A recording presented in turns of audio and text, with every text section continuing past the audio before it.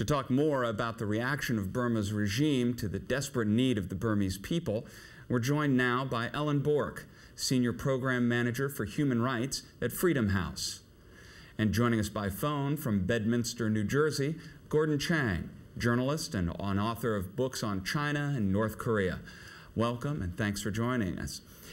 Ellen Bork, the First Lady is at pains to not suggest to the regime that the U.S. would do anything that would be threatening to the regime in the course of trying to get aid to people. That's not been the response from everyone. The French foreign minister has declared the Burmese junta's failure to meet the needs of its people who are dying as itself a crime against humanity that requires the UN to forcibly take aid in if the Burmese regime will not allow aid organizations to come in as fully as they need to be in.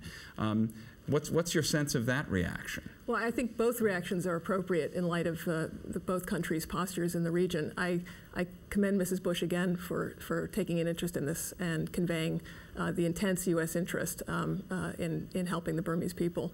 I think what the French foreign minister's remarks convey is the absolute frustration of the international community with not only with the Burmese regime, but frankly with those institutions, international institutions, that have not yet confronted Burma on any number of questions, and most recently this disaster. ASEAN, which is now trying which is the organization of the Association of Southeast Asian Nations.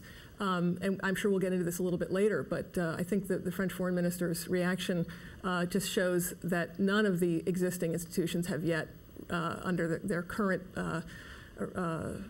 guidelines, so to speak, for dealing with Burma, have really yielded any success. Gordon Chang, are you there by phone? Yes, I am. After the French foreign minister's comments about the need for the UN, the United Nations, to go in forcibly if need be, Chinese officials made a point of stressing that Burma is a sovereign nation and suggesting that any talk of going in against the wishes of the regime would be off the table.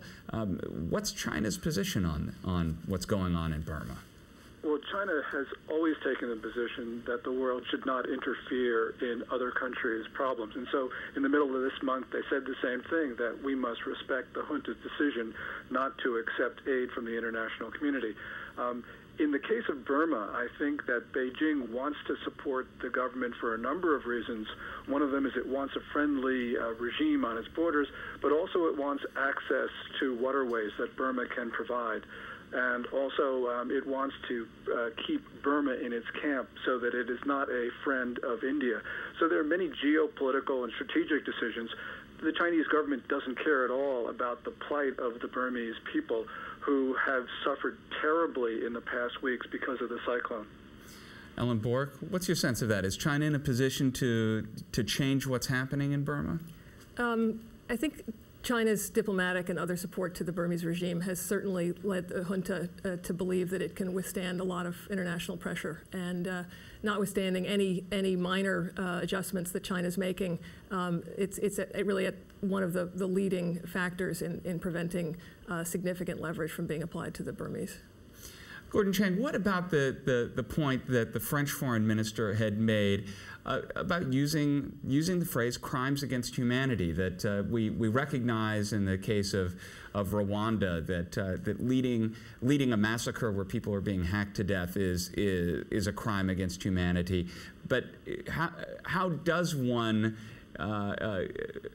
determine this, and when what is happening is not an act of commission, but rather this act of omission, of sort of leaving people to die? Well, it is an act of omission, but also commission as well, in the sense that the Burmese regime has specifically told the United States, France, the international community not to help, not to provide food, not to provide shelter or anything else that the people need. And because of that, this is, of course, a natural disaster, but I think most of the deaths really have been the result of the actions of the Burmese junta. So at this point, it does look like a crime of humanity because tens of thousands of people are dying who didn't need to suffer. And I don't know how else you can define it. There are obviously no firm and specific guidelines, but this certainly offends everybody's sensibilities.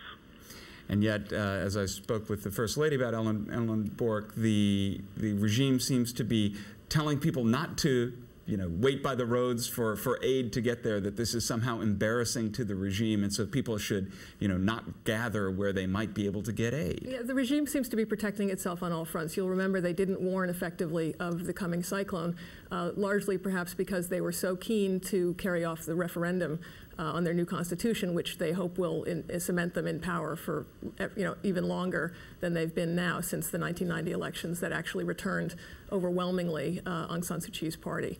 So I think Gordon's right. I think it's become a series of acts of neglect and now of really kind of criminal contempt for the welfare of their people.